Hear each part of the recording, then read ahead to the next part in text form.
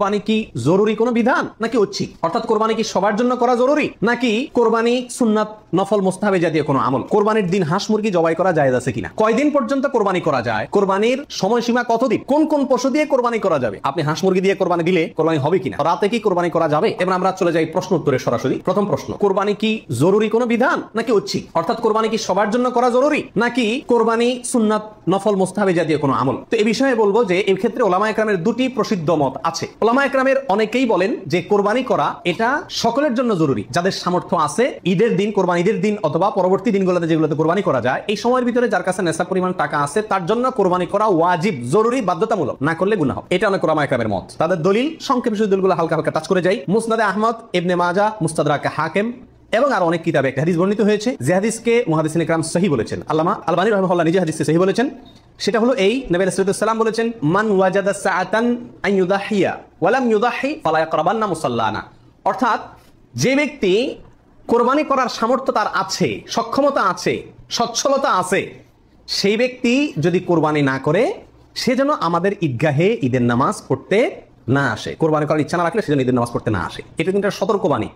শরীয়তে এই ধরনের নির্দেশ সুন্নাত, নফলের ক্ষেত্রে করা হয় না, ফরজ ওয়াজিবের ক্ষেত্রেই সাধারণত করা হয়। এটা হলো যুক্তি। দ্বিতীয় দলিল হলো, এটা মুস্তাদে আহমদে আসছে এবং হাফেজ ইবনে হাজার আল আসকালানী রাহিমাহুল্লাহ বিশ্ববিখ্যাত হাদিস ব্যাখ্যাতা, তিনি বলেছেন যে হাদিসটি বিশুদ্ধ। নবী রাসূলুল্লাহ সাল্লাল্লাহু আলাইহি ওয়াসাল্লাম বলেছেন, ইয়া আইয়ুহান নাস, হে লোক সকল, ইন্না আলা কুল্লি আহলি বাইতিন উদহাইয়াতুন ওয়া আতিরাতুন, নিশ্চয়ই প্রত্যেক পরিবারের লোকের উপরে, প্রত্যেক পরিবারের উপরে একটি করে কোরবানি এবং আতিরা, এটা ওয়াজিব। আতিরা হলো রজব মাসে যে পশুটি জবাই করা হয়, সেটা একসময় ওয়াজিব ছিল, পরে এটা রহিত হয়ে গেছে। তো এখানে নবী রাসূলুল্লাহ সাল্লাল্লাহু আলাইহি ওয়াসাল্লামের ভাষা হলো ইন্না আলা কুল্লি আহলি বাইতিন, প্রত্যেক পরিবারের উপরে কোরবানি করা জরুরি। জরুরি, আলা এই শব্দটি জরুরি অর্থ বোঝানোর জন্যই আসে। এটিও বিশুদ্ধ হাদিস। তাহলে আরো অনেকগুলো হাদিস আছে এই জাতীয়, যে হাদিসগুলোর আলোকে ওলামায়ে কেরামের একটা অংশ বলেন যে এই কোরবানি ওয়াজিব। ইমাম আজম আবু হানিফা রাহিমাহুল্লাহর মত এটা। এর বিপরীতে অনেক ওলামায়ে কেরাম বলেন কোরবানি করা ওয়াজিব নয়, এটা সুন্নাতে মুআক্কাদা। সুন্নাতে মুআক্কাদা মানে কি?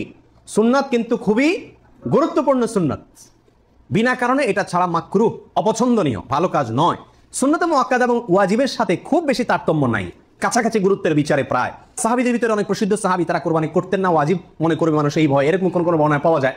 তারপর কোন বর্ণনা যারা এটাকে সুন্নাতু আবিকুম ইব্রাহিম এই জাতীয় শব্দ ব্যবহার করেছেন।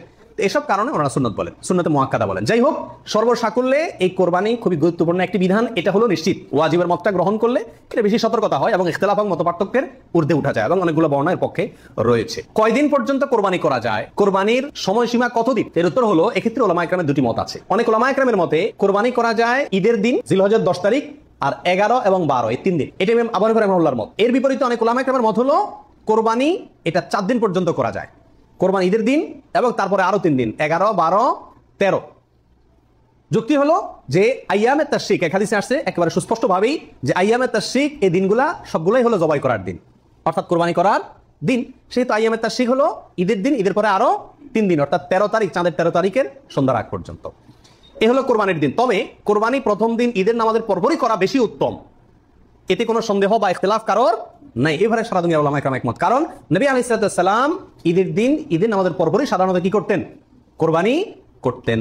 দ্বিতীয় তৃতীয় দিনে তিনি নিতেন না। অতএব একেবারে শুরুতেই করে ফেলা হলো সবচেয়ে উত্তম এবং বেস্ট। এবারে কারো কোনো দ্বিমত নাই। কোরবানির দিন হাঁস মুরগি জবাই করা জায়েজ আছে কিনা? আমাদের দেশে অনেকেই গ্রামের দেশে বলেন যে কোরবানির দিনগুলোতে, ঈদের দিনে কি করা যায় না? হাঁস মুরগি জবাই করা যায় না। আসলে কতটা সঠিক? উত্তর হলো এটা সম্পূর্ণ ভিত্তিহীন, বানোয়াট কথা। এর কোনো গ্রহণযোগ্য ভিত্তি ইসলামী শরিয়াতে নাই। বরং কোরবানি ঈদের দিনে কেউ চাইলে হাঁস বা মোরগ কি করতে পারবে? জবাই করতে পারবে।